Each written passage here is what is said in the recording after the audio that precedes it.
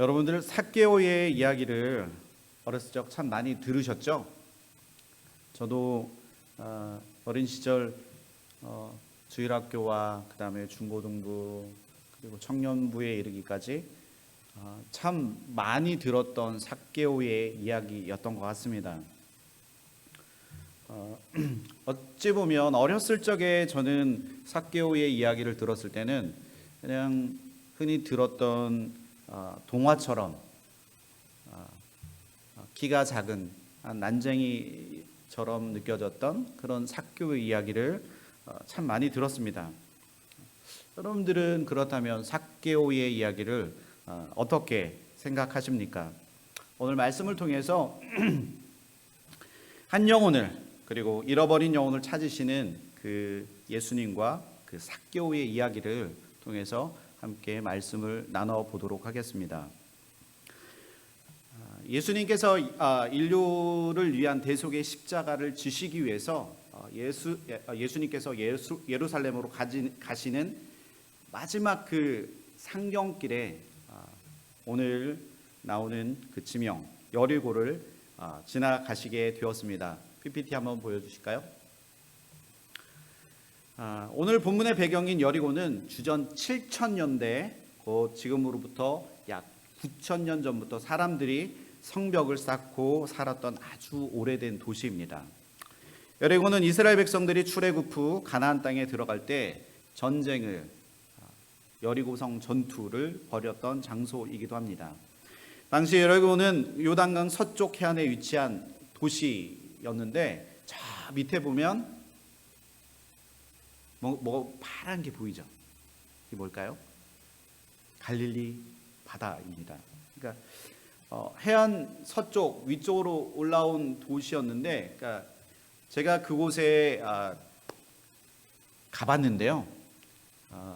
가보니까 주변 땅은 너무 척박하더라고요. 근데 어느 한 도시에 가니까 큰 팜트리, 야자수가 막 이렇게 있었고, 그리고 뭔가 좀 그래도 우리 이제 살았던 서울이나 아니면 인디폴이나 아니면 주변의 큰 도시만큼은 아니지만 그래도 오아시스가 흔하지 않은 오아시스가 나오는 곳이었기 때문에 사람들이 그곳에 터를 잡고 살고 있었습니다.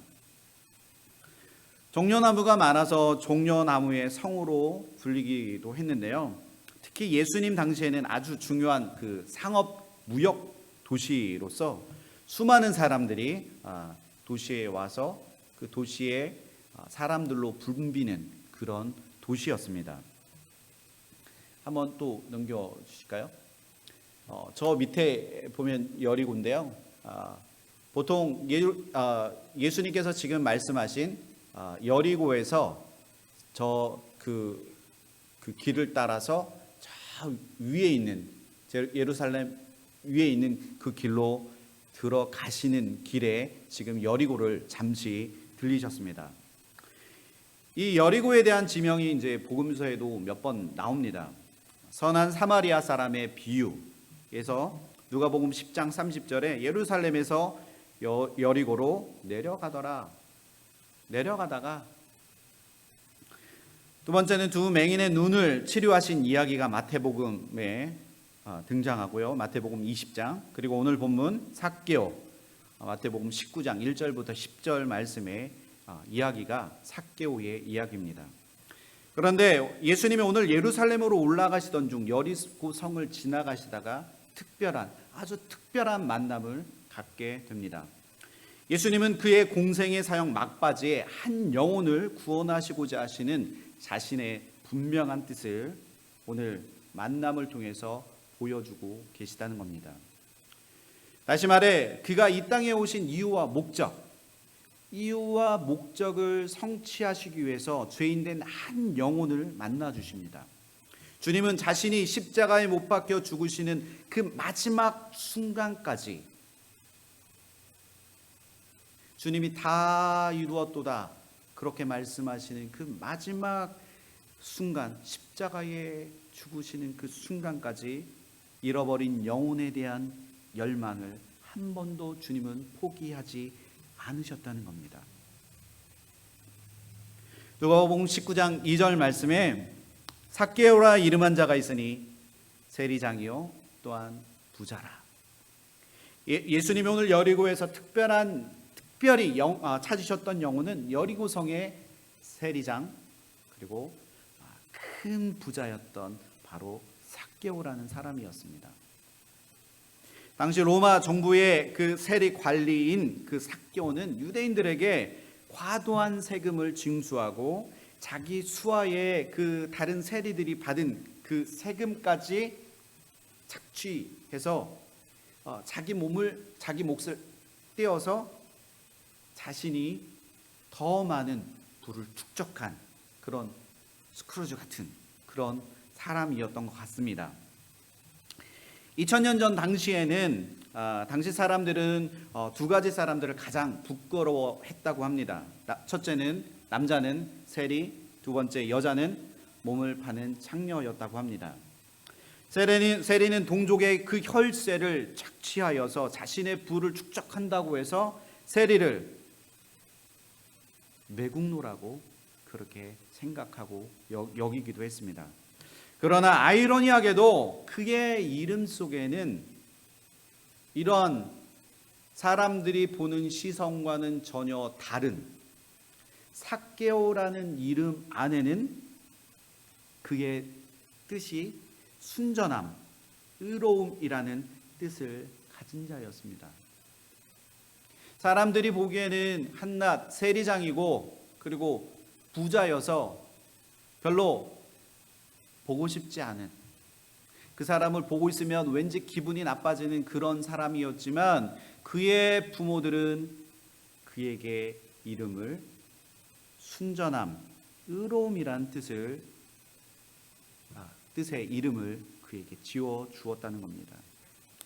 그러나 그의 이름과는 걸맞지 않게 불행히도 그의 삶은 순전하지도 의롭지도 못한 삶을 살았습니다. 당시 사람들은 그의 집을 가리켜 17절 말씀에 죄인의 집이라 불렀습니다. 그는 왜 사람들이 손가락질을 하고 상종조차 하지 않는 이런 사람이 되었을까요? 원래부터 그는 돈을 밝히는 그런 사람이었을까요? 오늘 본문 3절 말씀을 우리 한번 보도록 하겠습니다. 우리 19장 3절 한번 크게 읽어볼까요? 시작.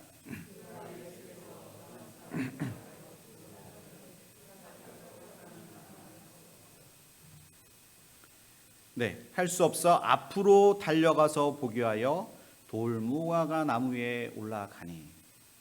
이 말씀을 볼 때 삭개오의 키가 작아도 보통 작은 것이 아님을 누가는 그렇게 강조하고 있음을 볼 수 있습니다. 그래서 어떤 신학자들은 삭개오가 등이 굽은 꼽추였거나 아니면 선천적인 그런 난쟁이였을 거라고 말하기도 합니다. 저도 키가 참 작습니다. 유 집사님 옆에 서니까 제가 정말 작아 보이더라고요. 그래서 네, 비교하는 건 좀 그렇지만 키가 큰 거는 뭐 물론 좋은 거잖아요. 그래서 저도 한때 키가 작아서 약간 컴플렉스 아닌 컴플렉스가 있었는데 그건 결혼하고 나니까 다 해결이 되더라고요. 그래서 이런 컴플렉스를 해결해 준 저희 아내한테 가끔 고맙다고 생각하기도 합니다. 미국에서는 그 장애우들에 대한 그 배려 그리고 이해가 되게 많은데 아직까지 한국에서는 장애를 가지고 살아가는 것 이거 자체는 정말 큰 어려움인 것 같습니다. 장애를 갖고 살아간다는 것은 그 은연중에 그 자신도 모르게 무시와 그리고 멸시 이것을 극복한다면 이게 아무것도 문제가 되지 않겠지만 자신은 다른 사람들과 다르다는 그런 인식이 자기 뇌를 지배하고 있다면 생각을 지배하고 있다면 이것이 굉장히 위축된 삶을 살게 할 수밖에 없다는 겁니다. 그런데 2000년 전에 유대 사회에서의 이제 장애는 바로 저주 받은 자들의 그런 상징의 모습이었습니다. 그래서 그는 어렸을 적부터 키가 작다는 이유로 사람들에게 멸시와 놀림과 집단 따돌림을 당했을지도 모릅니다. 아까 저의 키가 작다는 얘기도 했지만 저는 특별히 이제 키가 작은 것 이외에는 보시기에 장애가 없다고 생각 되시겠지만 저는 좀 한 가지 좀 이제 이 장애 아닌 장애, 그러니까 마음의 장애를 겪었던 것 같아요. 그러니까 초등학교 시절에 TV를 보면 막 그때 당시 막 하늘을 날고 그다음에 배를 타고 막 모험하고 이러는 걸 보고 있으면 제 마음이 막 이렇게 뛰더라고요. 그래서 저는 개울가에 띄울 배도 막 만들어 보고, 그래서 엄청 무거운 나무를 막 몇 개씩 해서 이렇게 개울가까지 끌고 갔는데 결국에는 개울에 딱 띄우니까 가라앉아 버리더라고요. 그래서 계산 착오였다는 걸 알게 됐고, 그 뒤에는 하늘을 날고 싶다는 생각에 행글라이더를 이렇게 막 만들고 싶었습니다. 그래서 저희 초등학교 친구들을 저희 집 앞으로 다 불러서 여자애들은 바느질을 시키고 남자애들은 못질과 나무 막 이렇게 해서 저희 집에 있는 모든 목재는 다 끌고 와서 만들었는데 하늘을 날 수가 없더라고요. 왜냐하면 너무 무겁기 때문에. 그래서 시행착오를 겪고 하다가 제가 그래, 이 부품을 한번 만들어 보자. 그래서 망치 해머에 이렇게 목재를 이렇게 다듬는 이제 망치가 있습니다. 그래서 목재를 이렇게 딱 잡고 이렇게 이거를 예쁘게 다듬으려고 이렇게 망치질을 딱 하다가 이 엄지손가락을 제가 이 해머 날카로운 걸로 이걸 콱 찍은 거예요. 그러니까 이 손톱이 그래서 이 예쁜 저 어렸을 때 되게 예뻤다고 하더라고요. 근데 그 예쁜 손을 반을 쪼개어서 지금도 생각하면 그 아픔이 전해질 정도로 굉장히 큰 아픔이었습니다. 그래서 제 손톱은 이렇게 두 갈래로 지금까지 갈라져 나고요. 당시는 제가 이제 어렸을 적에 이런 손톱을 가진 분들을 보면 정말 이제 밖에 나가서 그러니까 목수일을 하시거나 그러던 분들이 저와 같은 이제 사고로 동일하게 이제 이렇게 됐었는데, 저는 어린 나이에서부터 그 아저씨들의 그 아픔을 저는 경험했던 것 같습니다. 그래서 제 엄지 손가락이 이제 두 갈래로 갈라지고 나서 이걸 볼 때마다 어린 마음에 저는 이게 굉장히 남들에게 보여주고 싶지 않은 그런 상처처럼 제 마음에 그렇게 자리 잡았던 것 같습니다. 이 손톱을 하고 이 손을 가지고 아이들과 수련회나 어디 캠핑에 갔을 때 아이들이 이제 가면 막 3, 4, 5 모여서 우리 게임하자. 그러면 꼭 실내에 들어오면 이렇게 제로 게임을 꼭 하더라고요. 근데 제로 게임을 하면 이 손톱을 다른 친구들한테 행여나 그 자리에 예쁜 여자아이가 그 자리에 앉아 있다면 저의 이런 부끄러운 모습을 그 아이한테 보여주고 싶지 않다는 생각이 제 안에 되게 가득했던 것 같아요. 그래서 저는 그 상황을 어떻게 응수했냐면 나 그 게임 별로 좋아하지 않아. 남자가 자존심이 있지 어떻게 거기 앉아서 이 게임을 할 수 있어? 라고 이제 그렇게 얘기하면서 저는 어린 시절에 단 한 번도 친구들과 제로 게임을 하지 않았었습니다. 생각해보면 마음속으로는 친구들과 함께 하고 싶었지만 그게 쉽게 되지 않았습니다. 그 뒤 저는 이제 자연스럽게 엄지손가락을 저도 모르게 이렇게 하는 게 아니라 이렇게 이제 가리게 되는 그런 이렇게 가리고 굉장히 오랜 시간을 살았던 것 같아요. 이렇게 감추는 버릇이 나도 모르게 은연중에 사람을 만났을 때 어떠한 손을 써야 하는 그 상황 속에 나도 모르게 이 엄지손가락은 굉장히 자연스럽게 나오는데 왼쪽은 저도 모르게 그냥 자동적으로 이렇게 감춰지는 것. 그런데 하나님을 깊이 경험하고 난 후에 이 손가락이 장애처럼 느껴졌지만 이 손가락을 친구들에게 자연스럽게 고백했습니다.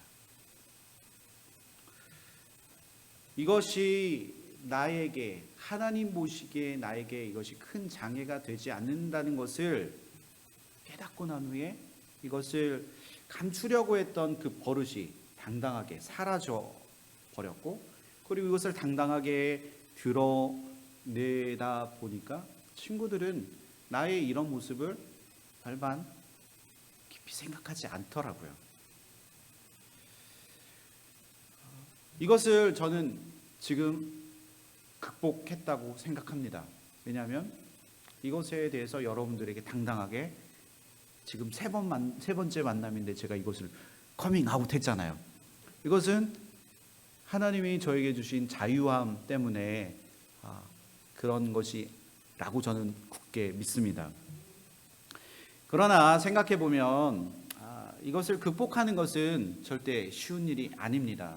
내 안에 갖고 있는 어떤 장애적인 요소들, 그리고 남들이 알지 못하는 그런 신체적인 어려움들로 인해서 우리는 한 번쯤 그런 고통을 감수했던 적이 있을 거라고 생각합니다. 어쩔 때는 아토피가 심해서 밤새 그것을 긁어야 하고, 저희 아버지도 지금 연세가 70여돌이 되셨는데 가끔 한국에 이제 전화하시면 몸을 계속 긁으신다고 하시더라고요. 몸이 이제 예전에는 이렇게 동네에서 씨름 대회 나가시면 씨름 하시면 정말 소 한 마리를 타실 정도로 굉장히 힘도 세시고 굉장히 그 건강하셨던 몸인데 이제 연세가 드시니까 굉장히 연소해지시고 몸에 살들도 다 빠지시고 그러면서 그 이제 몸이 가려운 증세로, 그래서 욕과 같은 그렇게 심하지는 않지만 그래도 현대의학으로 약도 드시고 병원에 가서 처방전도 받고 하시지만 그것이 쉽게 낫지 않는다라는 이야기를 듣고 있을 때 한편으로는 자식된 도리로 굉장히 마음이 아프더라고요. 근데 저희 비단 아버지뿐만이 아니라 이 자리에 앉아 계신 분들 중에도 그런 아픔들이 있다면 주님 앞에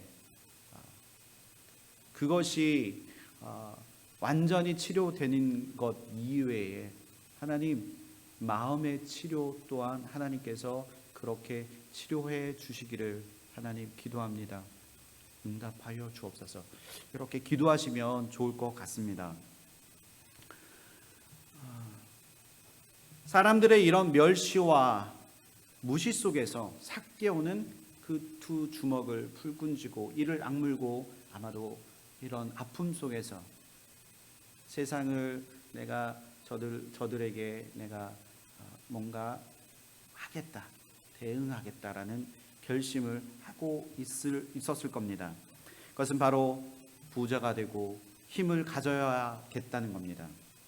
돈과 힘이 있으면 나를 무시하고 따돌리는 그들에게 복수할 수 있을 거라는 생각을 했을지도 모릅니다. 그래서 찾은 직업이 바로 세리였습니다. 가장 빠른 시간에 가장 빠른 방법으로 돈을 벌 수 있었기 때문입니다.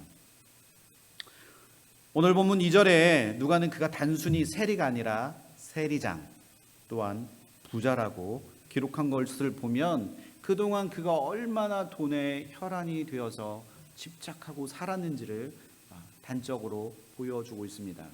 그러한 삶을 얼마 동안 살았는지는 정확히 잘 모릅니다. 삭개오가 예수님을 만난 그 당시에 그의 나이를 신학자들이 추정하기로는 40에서 한 50세 정도가 됐을 거라고 추정한다고 합니다. 그는 그렇게 갈망하고 소망하던 돈과 힘을 얻었습니다. 그러나 사람들은 자기를 죄인으로 몰아붙였고 그 어느 누구도 자기를 친구나 그리고 이웃으로 대하려고 하지 않았다는 겁니다.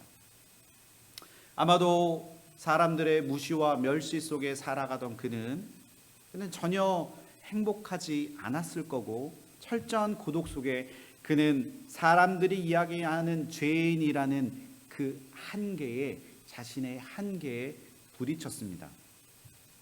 매일매일의 삶이 기쁨과 행복이 넘치는 삶이 아닌 끔찍한 삶의 연속에서 살아가고 있던 그때 바로 그는 예수님에 대한 소문을 듣게 된 것입니다. 그분은 세리도 창녀도 친구처럼 대해준다는 소식을 들었습니다. 그는 예수님을 만나야 되겠다라는 그 간절함이 그의 마음을 움직였습니다. 그는 자신의 신분도 체면도 잊어버린 채 오직 예수님을 보겠다는 일념 하나로 나무 위에 올라갔습니다. 수많은 무리가 그곳을 지나갔지만 그 누구도 세리장이었던 삭개오가 그 나무 위에 올라가는 것을 아무도 신경 쓰지 않았습니다. 그런데 그때 그가 예수님을 만났습니다.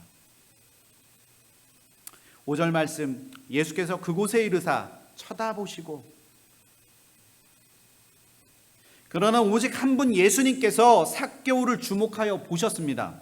이것은 어쩌다 우연히 눈이 마주친 것이 아닙니다. 예수님께서 그를 의도적으로 쳐다보셨다는 겁니다.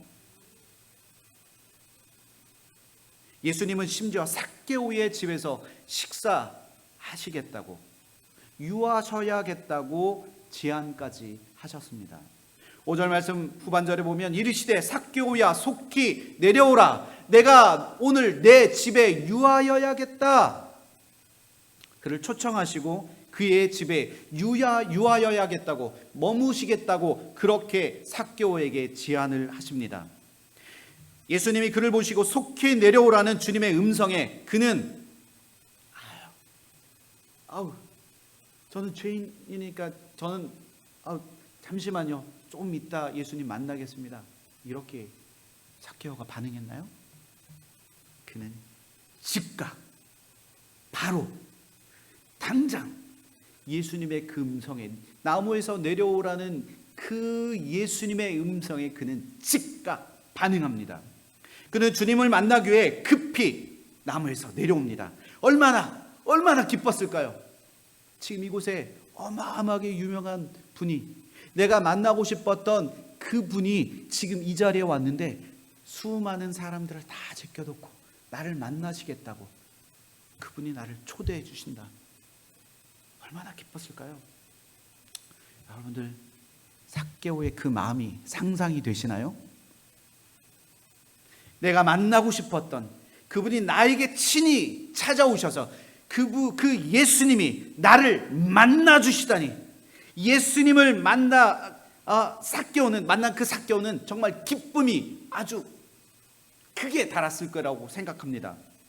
아무도 찾지 않던 나를, 아무도 찾지 않던 자신을 예수님이 보시고 직접 만나 주신 겁니다.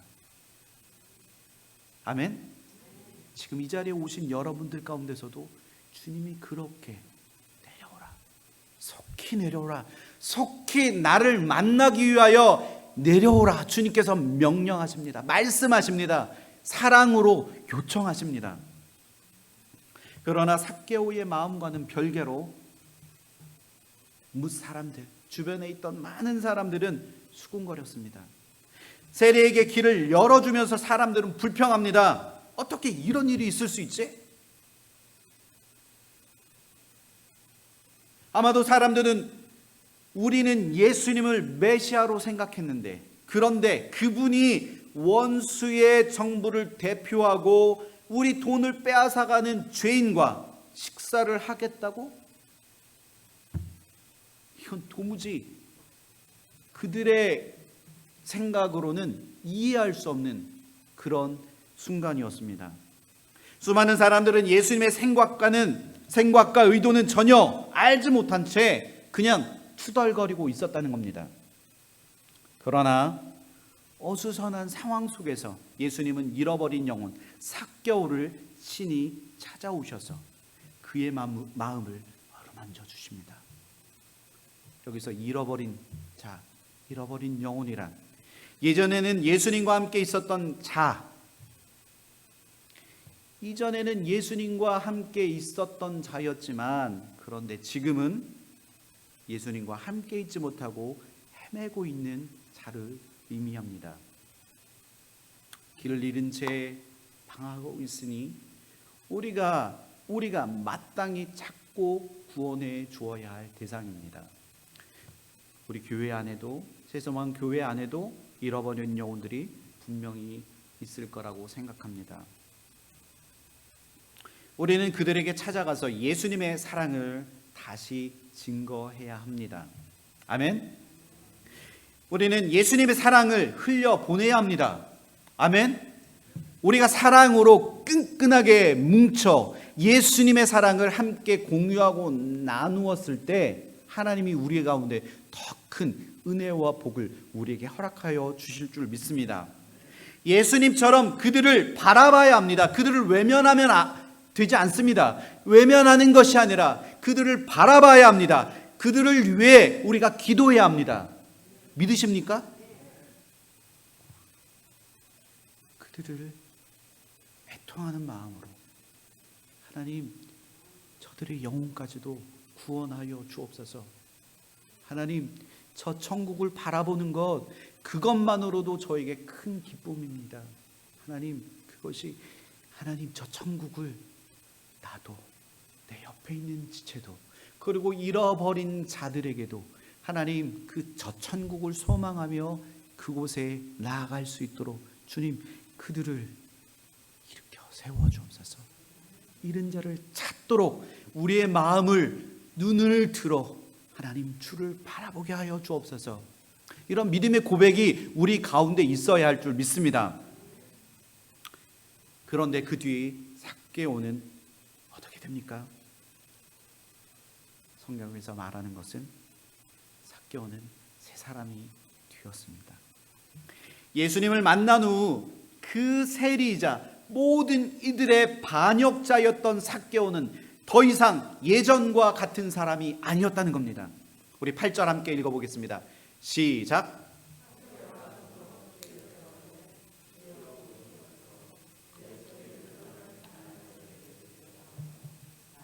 누구의 것을 속여 빼앗은 일이 있으면 내 갑절이나 갚겠나이다. 아멘. 아멘. 그는 자신의 재산의 절반을 가난한 사람들에게 스스로 나누어 주었습니다. 누구의 것을 토색한 것이 있으면 4배로 갚겠다고 하였습니다. 그는 성경을 너무나 잘 알았던 사람입니다. 구약에 나왔던 그 자신의 잘못을 정확하게 성경을 통해서 그는 예수 그리스도에게 지금 그렇게 고백하고 있습니다. 그는 더 이상 물질의 노예도 그리고 권력의 노예가 아닌 주님 앞에 진정한 자유자가 된 것입니다. 아멘. 우리는 예수님을 만난 자들입니다. 예수님을 만나셨다면 우리는 어떤 모습의 삶을 살아야 할까요? 예수를 만나 기뻐하며 헌신하는 그 순수한 삭개오의 그 모습을 우리가 한번 상상해 보시기를 소원합니다. 삭개오의 그 얼굴 안에 예수님을 만났던 그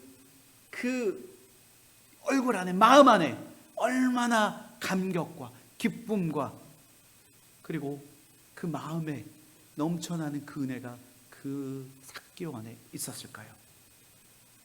오늘 삭개오의 태도는 영생을 사모하며 예수님께로 나아왔으면서도 내 모든 소유를 다 팔아 가난한 자들에게 나눠주라는 그 예수님의 그 말씀을 듣고 도리어 심히 근심하고 집으로 돌아갔던 부자 관원의 모습과는 너무나 대조적인 모습을 볼 수 있습니다.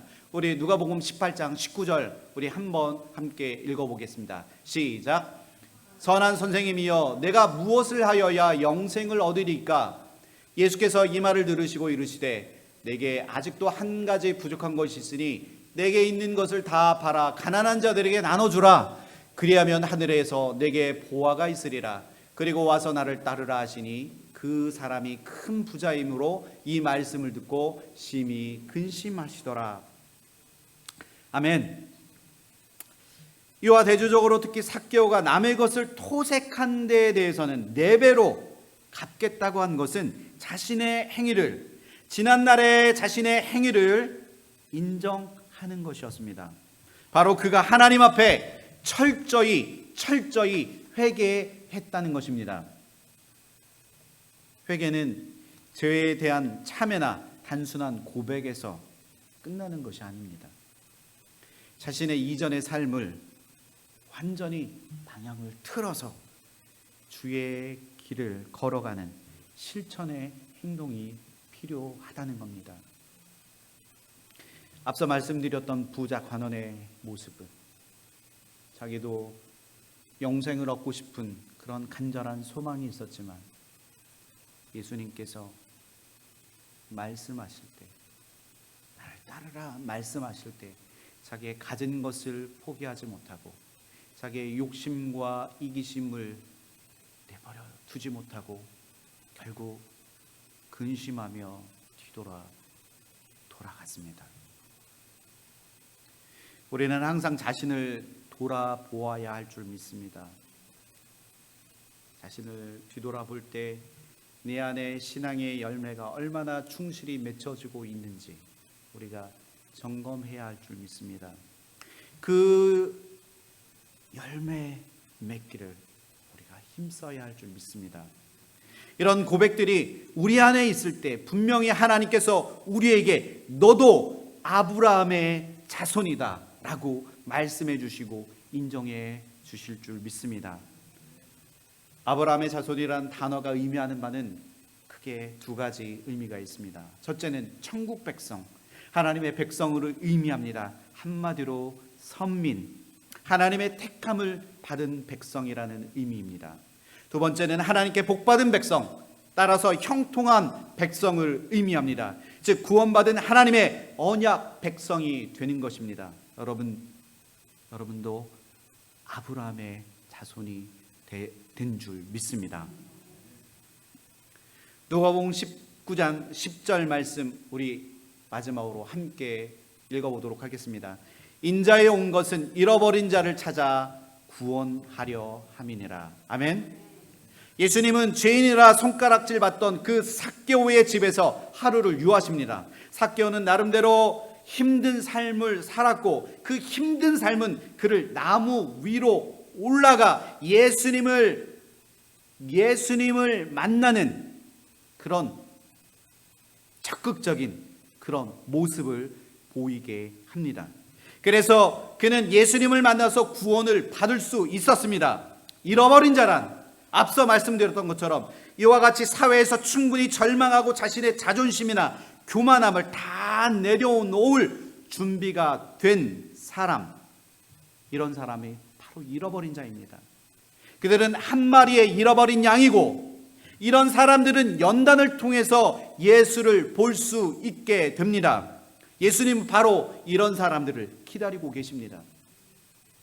잃은 양의 비유에서 잃은 양 한 마리를 찾아 안고 집으로 와서 친구들과 이웃을 다 불러서 잔치를 베푸는 그 모습은 바로 주님께서 자신의 그 십자가 사건을 마다하지 않고 감당하는 그런 사람을 보고 기뻐하여서 구원하는 것과 같다는 겁니다. 여러분들, 내 주변에 잃어버린 양이 있으십니까? 내 주변에 내 친구를 잃어버리셨습니까? 주님이 그들을 간절히 지금 찾고 계신 줄 믿습니다. 하나님, 이곳에 오셔서 우리의 마음을 그렇게 열어주시고 하나님, 이 새소망교회 안에 함께 이 공동체 안에서 함께 믿음으로 신앙생활했던 하나님 잃어버린 자들이 있다면 하나님, 그들을 향해서 하나님 절규하며 간절히 애통하며 그들의 이름을 불러가며 하나님 기도하게 하여 주옵소서.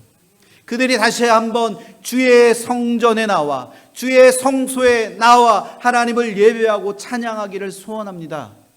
이렇게 간절히 염원하고 기도하며 주님 앞에 나아가는 저와 여러분들 되시기를 주님의 이름으로 소망합니다.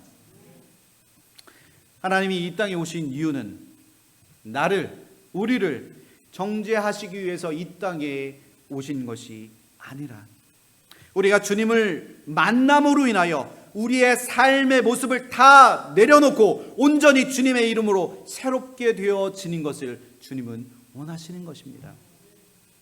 주님이 이 땅에 오신 이유와 목적, 바로 주님을 알지 못했던 죄인된 잃어버린 우리를 주님이 찾으시고 우리를 올바른 길로 인도해 주시기 위함이라는 겁니다. 오늘 여러분들의 그 신앙 고백을 통해서 우리 가운데 그 은혜가 더욱더 우리 마음 안에 가득 차고 넘칠 수 있기를 소원합니다. 믿으십니까? 오늘 잃어버렸던 그 삭개오의 이름대로 그를 구원의 복된 길로 예수님께서 초대하셨고 그의 삶은 바뀌었습니다. 여러분들